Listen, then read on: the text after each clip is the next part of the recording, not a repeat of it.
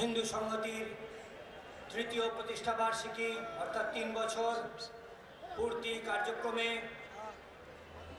মঞ্চ উপবিষ্ট পূজ্যপাদ স্বামী প্রদীপ্তানন্দজি, পূজ্যপাদ স্বামী তেজসানন্দজি মহারাজ, মঞ্চ উপবিষ্ট অন্যান্য বিশিষ্ট দেশ বিদেশ থেকে আগত নেতৃবৃন্দ, doctor Richard Benkin, Mrs Miriam Jones, আমার পুরনো সহকর্মী ধনঞ্জয় পাঠক, शैलेंद्र जैन, अरविंद मिश्रा, मनीष जी, अमिताभ त्रिपाठी जी, समवेत हिंदुत्वेर जन्य लड़ाई करते संकल्पबद्ध युव समाज मातृशक्ति।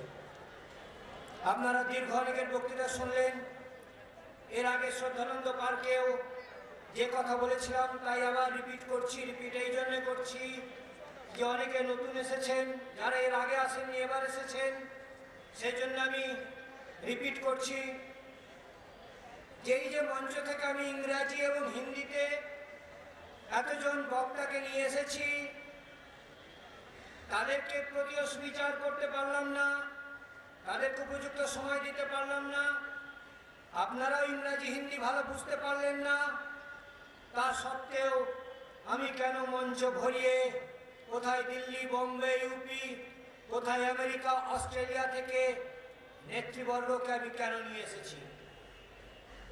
আমি এই জন্য নিয়ে এসেছি দুটি বার্তা দেওয়ার জন্য যে ইসলামিক আগ্রাসনের বিরুদ্ধে সবটা খেয়ে নেব, এই ইসলামিক মানসিকতার বিরুদ্ধে বাংলার গ্রামে গঞ্জে যে লড়াই আমাদেরকে করতে হচ্ছে, এ লড়াইটা আমরা শুধু একা নই, এ লড়াই পৃথিবীর অন্যান্য জায়গাতেও করতে হচ্ছে।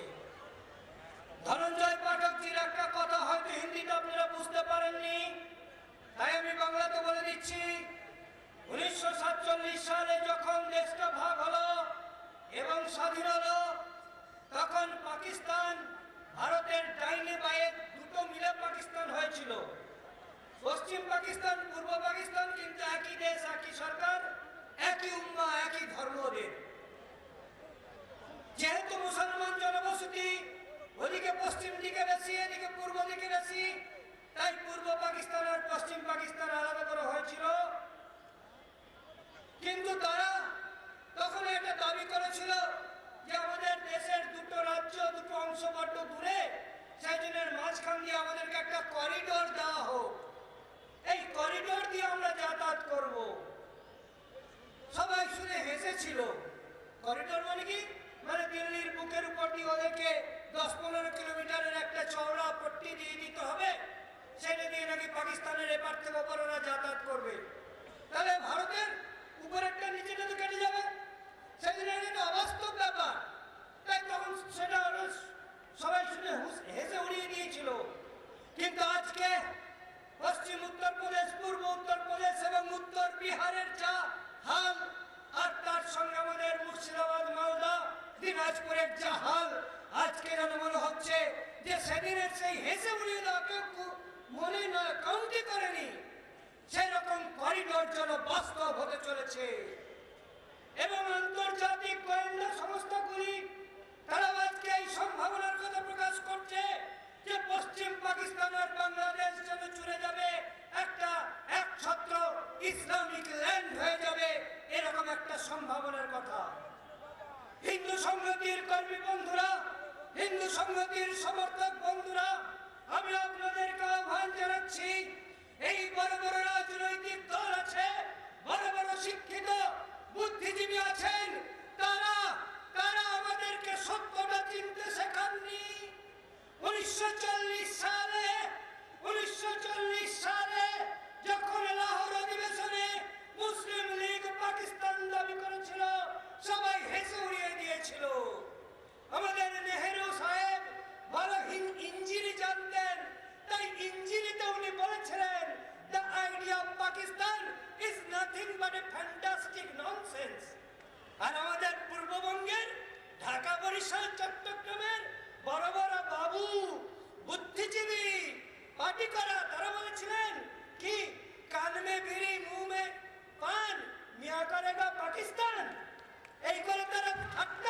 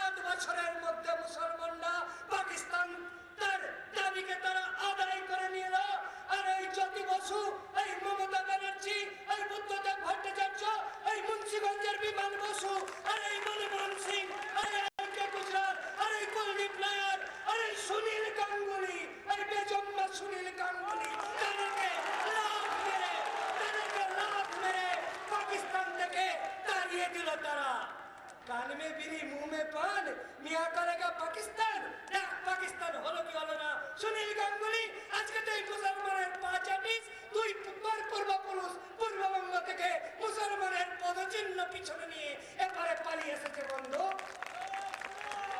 ঠিক তেমনি সেদিন ওরা যে পশ্চিম পাকিস্তান থেকে পূর্ব পাকিস্তানের যে করিডোর চেয়েছিল যে বারান্দা চেয়েছিল আজকে সেই বারান্দাটিও বাস্তব হতে চলেছে তাই তো মালদা মুর্শিদাবাদ দিনাজপুর তিনটে জেলা তার সঙ্গে কিষানগঞ্জ কাটিহার আরারিয়া তার সঙ্গে উত্তরপ্রদেশের পশ্চিম দিকের সাহারানপুর রামপুর বিজনোর এই সমস্ত জেলাগুলো মুসলিম মেজরিটি হিন্দু মাইনরিটি হয়ে গেছে আমাদের রাজনৈতিক দলরা আমাদের নেতারা আমাদের ডাক্তার উকিল প্রফেসররা তারা কোনোদিন মানুষের কাছে এই কথাটা উত্তর দিচ্ছেন না যে আজকে যদি ভারতের একের পর এক জেলা একের পর এক অংশ মুসলিম সংখ্যাগরিষ্ঠ হয়ে যাবে হিন্দু সংখ্যালঘু হয়ে যাবে তাহলে পাকিস্তান কেন দিয়েছিলাম তারা মুসলমানের জন্য পাকিস্তান কেন দিয়েছিলাম এই ভারতে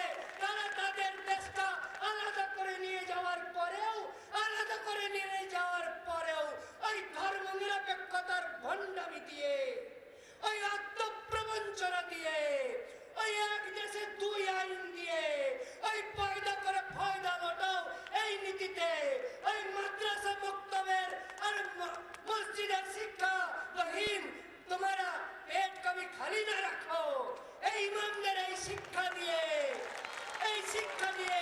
আজকে আমার এই ভারতবর্ষে আবার তারা সংখ্যাগরিষ্ঠতা অর্জন করছে হিন্দুরা সংখ্যা লঘু হয়ে যাচ্ছে আসামে তারা 35%, পশ্চিমবঙ্গে 30%, উত্তর বিহারে 25%।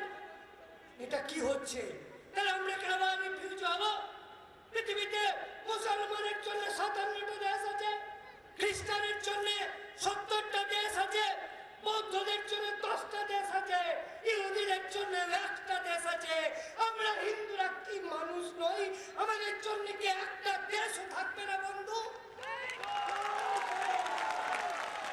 এই দেশটা কি আমাদের নয় তাহলে জ্যোতি বসুরা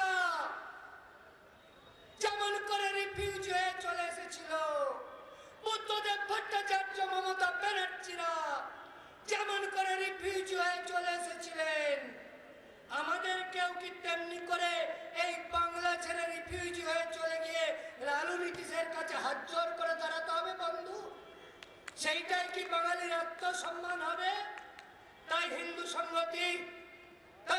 সংহতি কোন ভাষণ দেওয়ার জন্য নয় গ্রামে গ্রামে হিন্দুর আত্মরক্ষা হিন্দুর পায়ের নিচের মাটি রক্ষা হিন্দুর মা বোনের ইজ্জত রক্ষা হিন্দু মঠ মন্দির রক্ষা হিন্দুর ধর্মীয় উৎসব রক্ষা হিন্দু মেয়েদের স্কুল আর মেয়েদের কলেজের গেটের বাইরের জায়গাটার নিরাপত্তা রক্ষা তার জন্য হিন্দু সংহতি জন্মগ্রহণ করেছে হিন্দু সংহতি প্রতিষ্ঠা লাভ করেছে মাত্র 3 বছরের মধ্যে আমি আপনাদেরকে আনন্দের সঙ্গে জানাচ্ছি আমি আপনাদেরকে আনন্দের সঙ্গে ঘোষণা করছি যে বন্ধু এই তৃতীয় প্রতিষ্ঠা বার্ষিকী পালন করে আগামীকালকেও যদি হিন্দু সংহতি সমাপ্ত হয়ে যায় শেষ হয়ে যায় তবু আমার মনে দুঃখ থাকবে না আমার মনে কষ্ট থাকবে না দীর্ঘদিন হিন্দু সংগঠন করে আমি যা করতে পারিনি মাত্র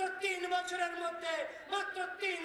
মধ্যে এই পশ্চিমবঙ্গের বুকে কমপক্ষে 50টা জায়গাতে হিন্দুকে আমি লড়াইতে নামাতে পেরেছি কমপক্ষে 25টা জায়গাতে হিন্দুর মাথা উঁচু করে দিতে পেরেছি সেই জন্য মনের মধ্যে এই আত্মসন্তুষ্টি নিয়ে মনের মধ্যে এই শান্তি নিয়ে যেতে পারবো যে হিন্দু মানে শুধু মাথা নিচু করে যাবে না হিন্দু মানে শুধু মারাউনের বাচ্চা এই কাল শুনবে না হিন্দু মানে তাদের মা বোনেদেরকে স্কুল কলেজ থেকে পাঠাবো না ঘরের মধ্যে ঢুকিয়ে রাখবো এই হবে না হিন্দুর মাথা উঁচু করে বাঁচবে আজকে গ্রামে গ্রামে গতকালকেও সাকরাইলের হাওয়া পোতাতে মুসলমানরা আমাদের 30 বছরের পুরনো মন্দির ভেঙেছে বন্ধু গত পরশুদিনও আমাদের মিনাখা থানার একটি গ্রামে তারা ধর্মীয় উৎসবের উপরে আক্রমণ করেছে।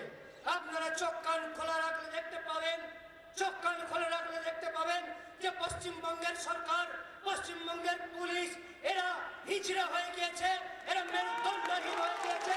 একা একা তসলিমা নাসরিনকে এরা আশ্রয় দিতে পারেনি।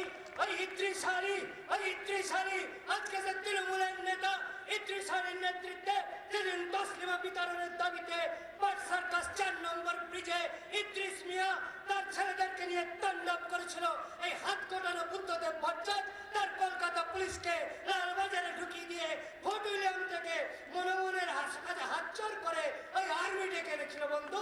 আর সিপিএম ক্যাডার বড় বড় ফাট্টাই করো, বড় বীরত্ব দেখাও। 150-200 মুসলমান রাস্তায় নামলে তোমার বুদ্ধবাবুর পিছন হলুদ হয়ে যায় বন্ধু। তখন তারা ওই মনমোহন সিংয়ের কাছে আর তারা আবেদন জানায় আর্মি ডাকার জন্য।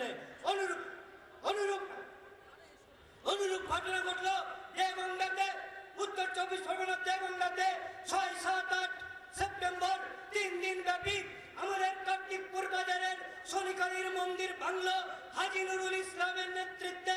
হাজী নুরুল ইসলাম বসিরহাটের তৃণমূলের এমপি, তার নেতৃত্বে আমাদের দেগঙ্গা থানার কার্তিকপুর বাজারের শনিকালী মন্দির ভাঙলো। মখলুকার রহমান নামে একজন মুসলিম ক্রিমিনাল, সে ওই কালী মূর্তিতে প্রস্রাব করে দিল বন্ধু, কালী মূর্তিতে প্রস্রাব করে দিল। বুদ্ধদেব ভট্টাচার্য পারেনি সেদিন সেখানে হিন্দুর সম্পত্তি, মান সম্মান, মন্দির, ধর্ম রক্ষা করতে ওই ফোর্ট উইলিয়াম থেকে আর্মি ডেকানো হয়েছিল।